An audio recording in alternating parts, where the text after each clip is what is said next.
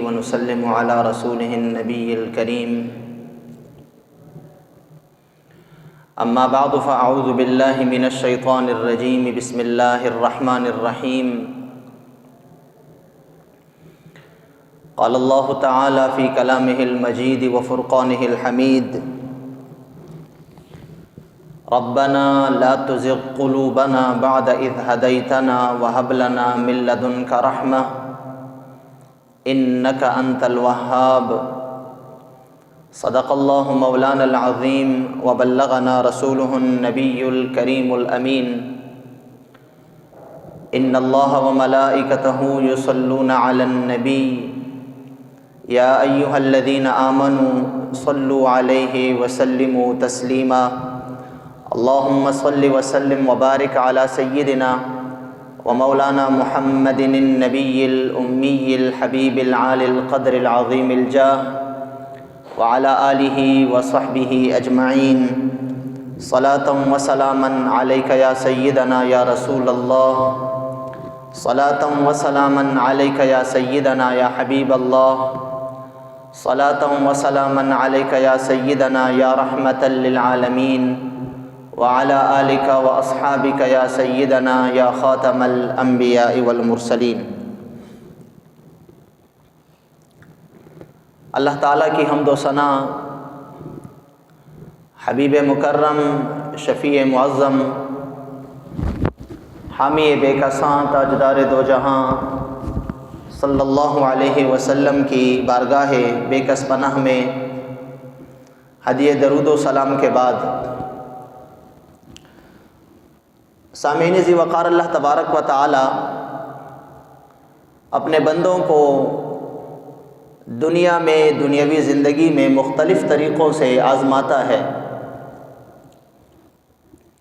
کیونکہ ثواب اور عذاب کا دار و مدار انسان کے اعمال اور اس کے عقائد اور نیتوں پر ہے۔ اس لیے اللہ تبارک و تعالی دنیا میں انسان پہ آزمائش اور امتحانات مقرر فرماتا ہے، تاکہ جب اللہ تعالیٰ کسی بندے کو سزا دے، اس کو عذاب سے دوچار کرے، تو اس کے لیے بھی کوئی سبب اور وجہ موجود ہو، اور اگر اللہ تعالیٰ کسی کو ثواب دینا چاہے، کسی پہ اپنا فضل نازل کرنا چاہے، یا بروز قیامت اسے جنت کا حقدار ٹھہرانا چاہے، تو اس کے لیے بھی کوئی سبب اور وجہ موجود ہو۔ اس لیے اللہ تبارک و تعالیٰ نے دنیا میں انسانوں پہ مصائب بھی نازل فرمائے، امتحانات بھی نازل فرمائے، آزمائشوں میں انسانوں کو ڈالا، یہاں تک کہ جو بندہ اللہ کے جتنے قریب ہوا اتنا ہی اس پہ آزمائشوں اور مصیبتوں کا زیادہ گھیرا ڈالا گیا۔ اور جب ایک بندہ آزمائشوں پہ صبر کرتا ہے، تکالیف پہ، مصیبتوں پہ صبر کرتا ہے، اور اللہ ہی کے ساتھ وہ لو لگائے رکھتا ہے، اللہ سے اس کا رشتہ کمزور نہیں پڑتا، تو پھر یہ بندہ اللہ تعالیٰ کے قرب اور اس کی دائمی انعامات کا مستحق بنتا ہے۔ اللہ تعالیٰ مختلف طریقوں سے اپنے بندوں کو آزماتا ہے۔ کبھی حرام مال کے ذریعے انسان کو آزمایا جاتا ہے، حرام مال کا حصول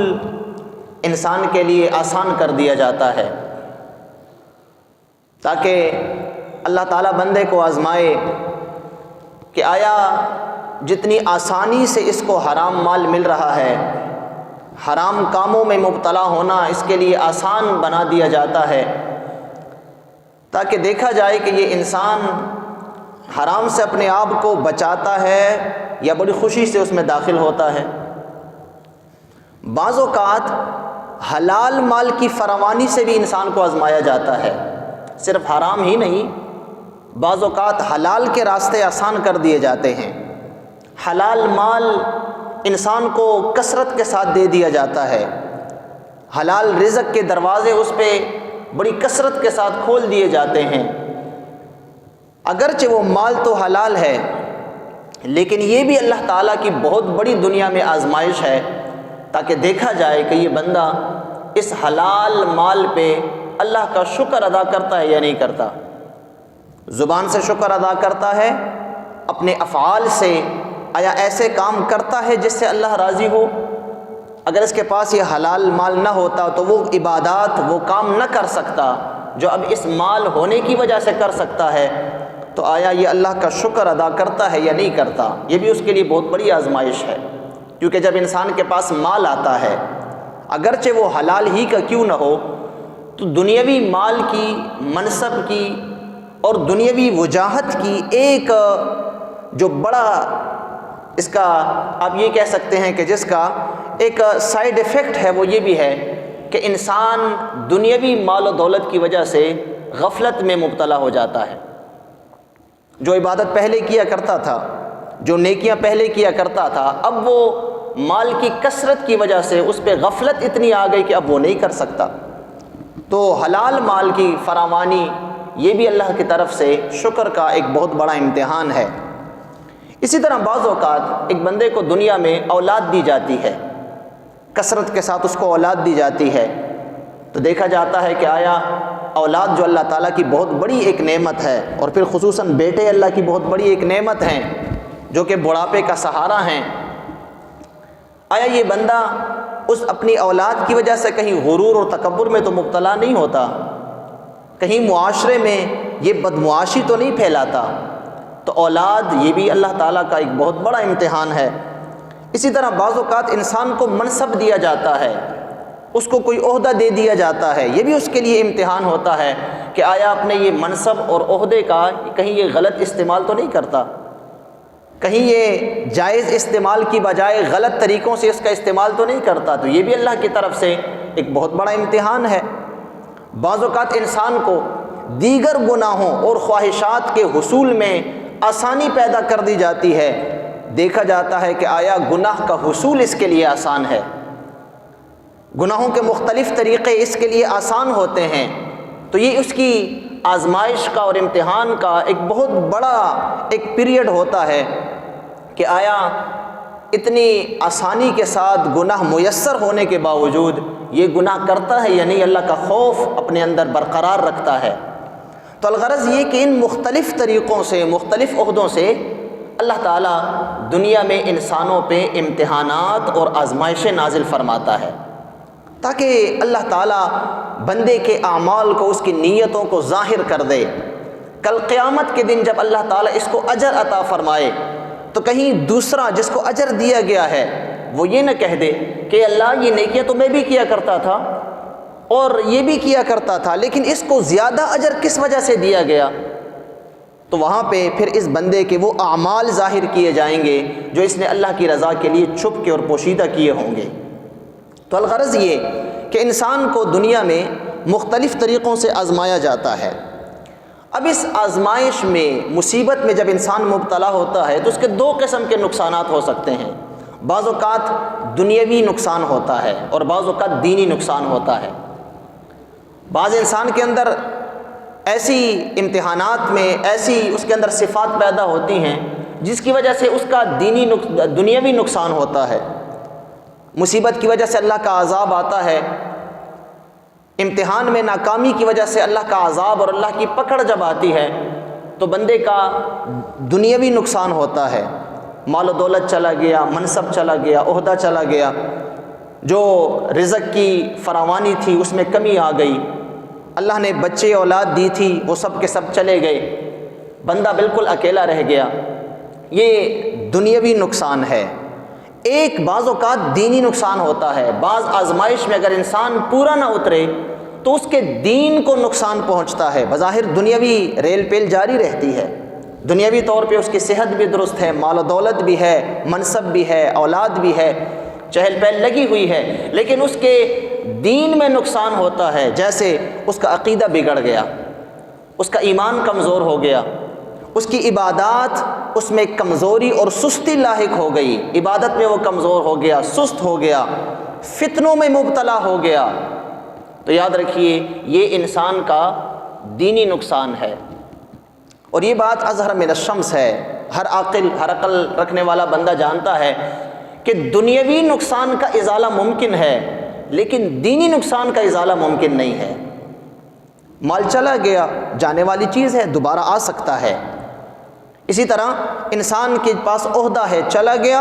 اس کا متبادل کوئی اور چیز بھی آ سکتی ہے۔ لیکن دینی نقصان یہ ہے کہ خدا نخواستہ اگر انسان کا عقیدہ بگڑ جائے پھر اس کے درست ہونے میں پھر صدیاں لگتی ہیں۔ بعض اوقات انسان کا عقیدہ، ایمان اگر بگڑ جائے تو یاد رکھیے وہ ایمان اور عقیدہ بگڑنا انسان کی آخرت کی تباہی کے لیے بہت بڑا ذریعہ اور سبب بن جاتا ہے۔ اس لیے آزمائشیں اور مصیبتیں انسان پہ آتی ہیں تو اس کے لیے اس سے بچنے کے ہمیں سرکار دو عالم صلی اللہ علیہ وسلم نے طریقے بتائے ہیں۔ آزمائشوں اور مصیبتوں میں جب انسان پہ آئیں تو خصوصاً دینی نقصان سے بچنے کے لیے انسان نے کیا کرنا ہے، ایک مسلمان کو کیا کرنا چاہیے جب اس پہ امتحان آئے، مصیبتیں آئیں؟ تو یاد رکھیے حضور اکرم صلی اللہ علیہ وسلم نے اس کے لیے 2 قسم کے علاج وہ ہمیں احادیث طیبہ میں بتائے ہیں۔ ایک علاج ہے دعا، اللہ سے ہمیشہ دعا کی جائے۔ انسان پہ جس قسم کے بھی حالات ہوں، چاہے اسے پتہ ہو یا نہ ہو کہ یہ مجھ پہ آزمائش ہے یا نہیں ہے، اللہ سے ہمیشہ یہ دعا کرتا رہے، فتنوں سے بچنے کی دعا۔ اور پھر خصوصاً جس طرح میں نے آپ کے سامنے عرض کی کہ وہ فتنہ جو انسان کے دین میں لاحق ہو اور دینی اور اخروی نقصان ہو، اس فتنے سے بچنے کی یہ دعا کرتا رہے۔ جیسا کہ امام ترمذی نے اس حدیث کی روایت کی ہے، حضور اکرم صلی اللہ علیہ وسلم دعاؤں میں اکثر یہ دعا کیا کرتے تھے، اللہم لا تجعل مصیبتنا فی دیننا، اے اللہ ہم پہ ایسی مصیبت نازل نہ فرمانا کہ جس میں ہمارا دینی نقصان ہو۔ اے اللہ ہمارے دین میں، ہمارے اعمال میں، ہمارے عقائد میں،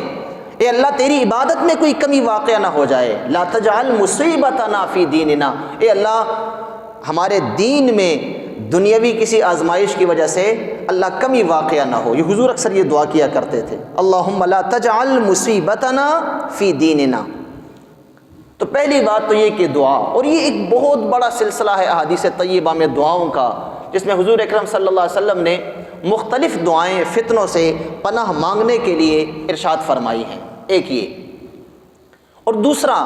جو اس سے اہم ہے وہ یہ ہے کہ انسان نیت اور ارادہ کرے، نیت اور ارادہ کہ میں ہر قسم کے فتنوں سے ہمیشہ دور رہنے کی کوشش کروں گا۔ اور جس طرح میں نے عرض کی کہ وہ فتنہ جو انسان کے دین کے لیے نقصان کا باعث ہو، نقصان دہ ہو، تو انسان دعا بھی کرے لیکن دعا سے زیادہ ان سے بچنے کی کوشش کرے۔ دیکھیں جب بھی کوئی بندہ دنیا میں فتنہ پھیلاتا ہے، اور وہ فتنہ خصوصاً آج ہم دنیا میں دیکھتے ہیں جتنے فتنے پھیلائے جاتے ہیں ان سب کے پیچھے ایک جو ہے وہ سبب اور راز ہوتا ہے، وہ یہ کہ مسلمانوں کا جو ہے وہ ایمان ضائع کر دیا جائے۔ آج آپ دیکھ لیجئے دنیا میں جتنے بھی فتنے ہیں، جتنے بھی دنیا میں آج فتنے برقرار ہیں اور ہم دیکھ رہے ہیں روزانہ کی بنیاد پر، اس میں ہمارا دنیاوی نقصان اتنا نہیں ہے، ہمارے مال کا جو ہے وہ کوئی ڈاکو نہیں ہے جو کوئی ایسا فتنہ پھیلائے کہ اس سے ہمارا مال ختم ہو جائے، ضائع ہو جائے، ہوں گے لیکن بہت کم۔ ہماری جان کے دشمن ہو جائیں جس میں ہمارا جانی نقصان ہو، بہت کم ہوں گے۔ لیکن جس فتنے کو بھی آپ دیکھیں گے، چاہے وہ دنیاوی فتنہ نظر آ رہا ہو کہ اخروی نظر آ رہا ہو، اس میں اگر ہم دیکھیں تو زیادہ تر آج کی دنیا میں اور آج کے اس زمانے میں زیادہ تر فتنوں کا تعلق ہمارے ایمان اور عقائد کے ساتھ ہے۔ اس لیے مسلمان ہونے کے ناطے مسلمان پہ دعا پناہ کے ساتھ ساتھ کوشش کرنا بھی لازم ہے کہ وہ فتنوں سے اپنے آپ کو بچائے، فتنوں سے دور رہنے کی کوشش کرے۔ دیکھیں فتنوں سے دور رہنا اخروی طور پر یہ ایک انسانی فطرت اور طبیعت کا بھی تقاضا ہے۔ اب یوں مثال لے لیجئے، ایک جگہ پہ آگ لگی ہوئی ہے اور ہر عقل مند بندے کو پتہ ہے کہ یہ آگ جلاتی ہے، بدن کو بھی جلاتی ہے، کپڑوں کو بھی جلاتی ہے، مال کو بھی جلا دیتی ہے۔ اب کون سا عقل مند ہوگا جو اس کے قریب جانے کی کوشش کرے گا؟ آگ میں کودنا تو بڑی دور کی بات، اس کے قریب بھی کوئی جانا پسند نہیں کرتا۔ شہد کی مکھیوں کا چھتا ہے، ہر بندہ چاہتا ہے کہ میں شہد حاصل کروں، اس کو وصول کروں اور شہد میں کھاؤں، لیکن کوئی شہد میں کی مکھیوں کے چھتے میں ہاتھ ڈالنا تو دور کی بات، اس کے قریب سے گزرنا بھی پسند نہیں کرتا۔ کیوں؟ کہ یہ بڑی خطرناک چیز ہے۔ اس سے ہمارے جسم کو خطرہ لاحق ہے، بعض اوقات موت لاحق ہو جاتی ہے۔ تو اسی طرح جس طرح کہ ایک انسان آگ کے قریب جانا پسند نہیں کرتا، شہد کی مکھیوں کے چھتے میں ہاتھ ڈالنا درکنار اس کے قریب سے گزرنا پسند نہیں کرتا، تو ہمیں یہ سکھایا گیا ہے کہ مسلمان ہونے کے ناطے جب آپ کو سمجھ پڑ جائے کہ یہ فتنہ ہے اور اس فتنے کی وجہ سے میرے ایمان کا نقصان ہو سکتا ہے، تو مسلمان بحیثیت مسلمان اس فتنے میں مبتلا ہونے سے زیادہ اس سے دور رہنے کی کوشش کرے، فتنوں سے اپنے آپ کو دور رکھے، اس کے قریب نہ جائے کہ چلو یار جا کے دیکھ تو لوں کہ ہوتا کیا ہے، جا کے ذرا ہاتھ تو ڈال دوں اس میں ذرا تھوڑا سا انوالو ہو جاؤں کہ ہوتا کیا ہے، یار میں بڑا مضبوط ایمان والا ہوں، میرا ایمان بڑا مضبوط ہے، میرا نیت اور میرے جذبے بڑے مضبوط ہیں، میں بڑے استقامت والا ہوں، نہیں چلا جاؤں گا، اگر اس قسم کو کوئی بات ہوئی تو واپس پلٹ آؤں گا۔ یاد رکھیے یہ بات ناممکن ہے، یہ ہو نہیں سکتا کہ آپ ہاتھ اپنا آگ میں ڈالیں اور وہ آپ کو جلائیں نہیں، یہ ہو نہیں سکتا کہ آپ جو ہے وہ مکھیوں کے جو ہے وہ چھتے میں ہاتھ ڈالیں اور وہ آپ کو کاٹے نہیں۔ تو فتنوں کا اثر انسان پہ ضرور ہوتا رہتا ہے، اس لیے بحیثیت مسلمان فتنوں سے دور رہنے کا ہمیں حکم دیا گیا ہے کہ فتنوں سے دور رہو۔ بعض اوقات جو فتنہ پرور ہوتے ہیں، جو فتنہ فساد پھیلاتے ہیں، بنیادی طور پر دو وجہ سے پھیلاتے ہیں، یا ان کو شہرت کی ضرورت ہوتی ہے، شہرت کے بھوکے ہوتے ہیں، یا کوئی دنیاوی مفاد کے وہ بھوکے ہوتے ہیں۔ تمام مسلمانوں کو، انسانوں کو وہ فتنوں میں مبتلا کرنا چاہتے ہیں، کس لیے؟ اپنی شہرت کی وجہ سے کہ مجھے شہرت ملے۔ جیسے آج کل بہت سارے ایسے فتنے ہیں جو صرف اس بنیاد پر، حالانکہ انہیں مال و دولت کی، انہیں جو ہے وہ دنیا کے کسی منصب کی کوئی کمی نہیں ہے، لیکن صرف اپنے آپ کو مشہور کرنے کے لیے، اور وہ شہرت کا ایک سستا طریقہ اپنانا چاہتے ہیں جس میں لوگ اگرچہ ایمان سے جو ہے وہ ہاتھ دھو بیٹھیں لیکن یہ بندہ مشہور ہو جائے، اور وہ پھر ایسے معاملات میں دخل اندازی کرتے ہیں، ایسے معاملات کو متنازع بناتے ہیں۔ یاد رکھیے کہ جو معاملات مسلمہ چلے آ رہے ہیں 1400 سالوں سے، اگر ہم آج کی تاریخ دیکھیں، اسلام کو آئے ہوئے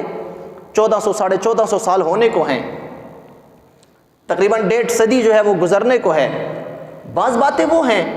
جو شروع سے ہی مسلمہ چلی آ رہی ہیں، چاہے ان کا تعلق عقائد کے ساتھ ہے، اعمال کے ساتھ ہے، ہمارے معمولات کے ساتھ ہے، وہ باتیں چلی آ رہی ہیں، آج تک کسی نے اس میں شک و شبہ نہیں کیا، کسی نے ان باتوں کو متنازع نہیں بنایا۔ لیکن آج ہم دیکھتے ہیں کہ آج چونکہ فتنوں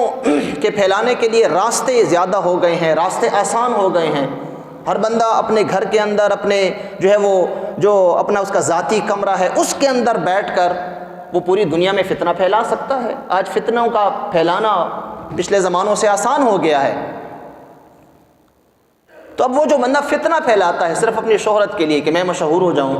تو وہ مسلمہ جو ہمارے دینی عقائد ہیں، دینی معمولات ہیں، ان کو متنازع بنانے کی کوشش کرتے ہیں۔ تو اس سے ایک مسلمان دور رہے، وہ یہ دیکھے کہ بھئی امت کی جو کثرت ہے، امت کے کثیر افراد اس کو نیک اچھا سمجھتے ہیں کہ برا سمجھتے ہیں۔ اس لیے حضور اکرم صلی اللہ علیہ وسلم نے ہمارے یہی تربیت فرمائی۔ آپ نے ارشاد فرمایا، صحیح حدیث ہے بخاری مسلم کی، حضور نے فرمایا اتبعوا السواد الاعظم، بڑی جماعت کے ساتھ تم لگے رہو۔ بڑی جماعت سے مراد کیا؟ جو مسلمانوں کی کثرت جس کام کو نیک سمجھتی ہے تم بھی اس کو نیک سمجھتے رہو۔ فَإِنَّهُ مَنْ شَذَّ شُذَّ فِي النَّارِ، حضور نے فرمایا جو جماعت سے جدا ہوا، جو مسلمانوں کی کثرت اور اکثریت والے راستے سے جدا ہوا، شُذَّ فِي النَّارِ، جس طرح وہ اکیلا ہو جائے گا اسی طرح اکیلے ہی اٹھا کر اس کو جہنم میں ڈال دیا جائے گا۔ اب مسلمانوں کی کثرت جو ہے وہ کس طرف جا رہی ہے، اور تمام مسلمان، اکثر مسلمان کس چیز کو نیکی سمجھتے ہیں، دین کا حصہ سمجھتے ہیں، تم بھی اس کو نیکی سمجھتے رہو۔ اب جس طرح کے بہت سارے فتنے ہمارے یہاں پہ جو ہیں وہ رائج ہیں آج کل، تو ان فتنوں سے اپنے آپ کو بچانا، یاد رکھیے مسلمان کا دعا پناہ کے ساتھ ساتھ، صرف دعاؤں سے کام نہیں چلتا کہ میں دعا کرتا ہوں اے اللہ مجھے فتنے سے بچا، مجھے فتنے سے بچا، جو نبوی دعائیں ہیں ان کا اثر ہے، لیکن ساتھ میں یہ کہا گیا ہے فتنوں سے بچنے کی کوشش بھی کرو گے۔ دعا تو ہر بندہ کرتا ہے، مسلمان کرتا ہے، لیکن عملاً فتنوں سے اپنے آپ کو بچانا بھی تو ہے۔ اور حضور اکرم صلی اللہ علیہ وسلم نے آج کے زمانے کے لیے، قرب قیامت کے لیے جو فتنوں کا جال ہے اس کے متعلق حضور نے ارشاد فرمایا جو آج ہم میں سے ہر مسلمان کو یہ روایت اور یہ حدیث ہر وقت یاد رہنی چاہیے، ہر وقت ہمارے پیش نظر رہے، ہم جو بھی قدم اٹھائیں بظاہر جو قدم ہمارا مشکوک ہو تو ہمیں یہ حدیث ہمارے پیش نظر رہنی چاہیے۔ حضور اکرم صلی اللہ علیہ وسلم نے فرمایا، مسلم شریف کی حدیث ہے، حضرت ابو ہریرہ اس کے راوی ہیں، حضور نے فرمایا بادروا بالاعمال فتنا، اے میرے امتیوں فتنوں میں مبتلا ہونے سے پہلے نیک اعمال کو اختیار کرو، اس سے پہلے کہ تم فتنوں میں مبتلا ہو جاؤ، بادروا بالاعمال، نیک اعمال میں جلدی کرو، نیک اعمال میں سبقت کرو، نیک اعمال میں ایک دوسرے سے آگے بڑھو۔ فتنن، یہ نہ ہو کہ فتنے آ جائیں اور تم سے وہ نیک اعمال رہ جائیں، تو نیک اعمال میں جب تم مبتلا رہو گے تو فتنوں سے تمہیں بچاؤ ملتا رہے گا، اس کی طرف تمہارا دھیان نہیں جائے گا۔ اور پھر حضور نے فرمایا کہ یہ فتنے کیسے آئیں گے قرب قیامت میں؟ آپ نے فرمایا کقطع اللیل المظلم، رات اندھیری رات کی طرح فتنے آئیں گے۔ اندھیری رات کی مثال حضور نے اس لیے دی کہ جس طرح رات کے اندھیرے میں انسان کو اچھے اور برے کا پتہ نہیں چلتا، اندھیرے میں انسان اچھے اور برے کی تمیز نہیں کر سکتا، سفید اور سیاہ کی تمیز نہیں کر سکتا، اسی طرح ایسے فتنے گویا کہ حضور فرما رہے ہیں کہ آئیں گے قرب قیامت میں جن کے متعلق تم یہ نہیں جان سکو گے، پہلے ہی دیکھنے میں تم یہ نتیجہ نہیں نکال سکو گے کہ آیا یہ فتنہ ہے، یہ میری خرابی کا باعث ہے یا میرے فائدے کا باعث ہے،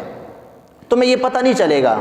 کہ اس میں صحیح کیا ہے اور غلط کیا ہے، حق اور باطل کی پہچان نہیں ہو سکے گی۔ جس طرح کہ رات کے اندھیرے میں انسان صحیح اور غلط کی پہچان نہیں کر سکتا، روشنی کا انتظار کرتا ہے، اس طرح حضور نے فرمایا کہ قطع اللیل المظلم، رات کے اندھیرے کی طرح تم پہ فتنے اتریں گے۔ اور کیسے فتنے اتریں گے؟ حضور نے فرمایا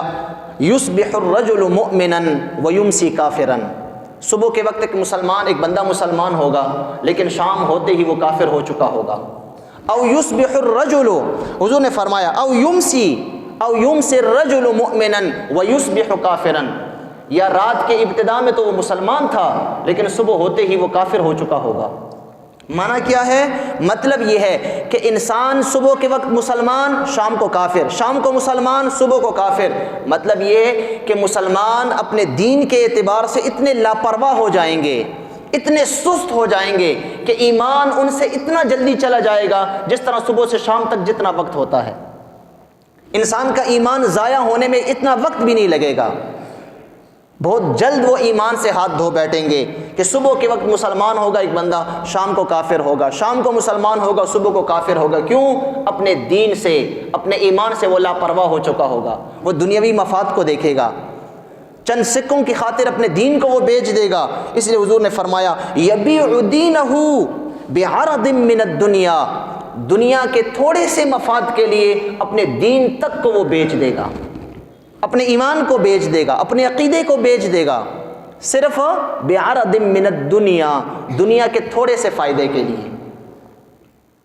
تھوڑے سے 10-15 روپوں کے لیے، 1000-1200 روپوں کے لیے، 1,00,000-2 لاکھ روپوں کے لیے وہ اپنے دین کا سودا کر دے گا۔ تو حضور نے فرمایا ایسے وقت میں بادروا بالاعمال، نیک اعمال کو اختیار کرو، نیک اعمال میں تم لگے رہو تاکہ دوسری طرف تمہارا دھیان ہی نہ جائے، تاکہ تمہیں اتنی فراغت ہی نہ ملے تاکہ تم دوسری طرف سوچو۔ اس لیے حضور نے فرمایا نیک اعمال کو اختیار کرو۔ اور پھر ایسے وقت میں جو مسلمان ایسے وقت میں فتنوں سے انہوں نے اپنے آپ کو بچایا، 10-15 روپے کی خاطر انہوں نے اپنے ایمان ضائع نہیں کیا، شکوک و شبہات والی کاموں کو چھوڑ دیا، جس کام میں تھوڑا سا بھی شک تھا، شبہ تھا، اس کو یہ کہہ کر چھوڑ دیا ہو سکتا ہے میرے لیے جائز نہ ہو، چھوڑ دیا اس کو، جو بات یقینی ہے اس کو اپنا لیا۔ تو پھر حضور اکرم صلی اللہ علیہ وسلم نے ایسے لوگوں کے متعلق فرمایا تکون فتنۃ، میری امت پہ ایک زمانہ آئے گا، اتنے فتنے ہوں گے، النائم فیہا خیر من الیقظان، سویا ہوا بندہ جاگے ہوئے سے بہتر ہوگا۔ ان فتنوں کے زمانے میں اس فتنے سے جو بندہ سویا رہا وہ جاگے ہوئے سے بہتر ہوگا۔ اور جاگنے سے مراد یہ ہے جو بندہ بیٹھا ہوا ہے، فتنوں کے قریب نہیں جاتا، دیکھ رہا ہے کہ وہ فتنہ ہے لیکن جاتا نہیں ہے، بیٹھا ہوا ہے اپنی جگہ پہ۔ تو حضور نے فرمایا جو بندہ بیٹھا ہوا ہے اس کے مقابلے میں جو بندہ سویا ہوا ہے، جس نے فتنوں کو دیکھا ہی نہیں، اس نے اپنی آنکھیں بند کر لی ہیں، حضور نے فرمایا وہ سویا ہوا بندہ جاگے ہوئے سے، بیٹھے ہوئے سے بہتر ہوگا۔ اور پھر حضور نے فرمایا وَالْيَقْظَانُ فِيهَا خَيْرٌ مِّنَ الْقَائِمِ، اور جو بندہ فتنوں کے قریب نہ گیا بلکہ بیٹھا رہا وہ اس سے بہتر ہے جو فتنوں کی طرف جو ہے وہ پاؤں اٹھا کے چل پڑا۔ تو جو بندہ جانے والا ہے یا کھڑا ہے وہ کھڑا ہوا تاکہ میں فتنوں کے قریب جاؤں، تو حضور نے فرمایا جو بیٹھا ہوا ہے اگرچہ جاگ رہا ہے لیکن بیٹھا ہوا ہے، یہ بیٹھنے والا کھڑے ہونے والے سے بہتر ہے۔ اور پھر حضور نے فرمایا وَالْقَائِمُ فِيهَا خَيْرٌ مِّنَ السَّاعِي، اور جو بندہ فتنوں کی طرف دوڑ کے جانے والا ہے اس سے پھر وہ بہتر ہے جو کم از کم اپنی جگہ پہ کھڑا ہے۔ تو کھڑا بندہ فتنوں کی طرف جانے والے سے حضور نے فرمایا کہ وہ بہتر ہے۔ اب کیا حضور نے فرمایا فَمَنْ وَجَدَ مَلْجَأً أَوْ مَعَاذًا فَلْيَسْتَعِذْ، لہٰذا تم میں سے جو بندہ اس فتنوں سے بچنے کی راہ ڈھونڈ سکے، فتنوں سے بچنے کے لیے کوئی راہ ڈھونڈ سکے، کوئی طریقہ اپنا سکے، حضور نے فرمایا فَلْيَسْتَعِذْ، اسے چاہیے کہ وہ راہ اپنا لے، فتنوں کے قریب نہ جائے۔ جس راستے میں، جس کام کے قریب جانے میں ایمان کا خطرہ ہے، جس کے قریب جانے میں حرام اور حلال کی تمیز نہیں ہوتی، جائز ناجائز کی تمیز نہیں ہو سکتی، حضور نے فرمایا مسلمانوں کو ایسے وقت میں ایسے فتنے کے قریب جانے سے بھی اپنے آپ کو بچانا ہے، اور خلاصی کا جو راستہ نکل سکتا ہے وہ راستہ اسے اپنانا چاہیے۔ اللہ تبارک و تعالی ہم سب کو موجودہ فتنوں سے بچنے کی توفیق عطا فرمائے، اور اللہ تبارک و تعالی ہم سب کے ایمان کی حفاظت فرمائے۔ وصلی اللہ علی النبی الامی وآلہ وصحبہ اجمعین۔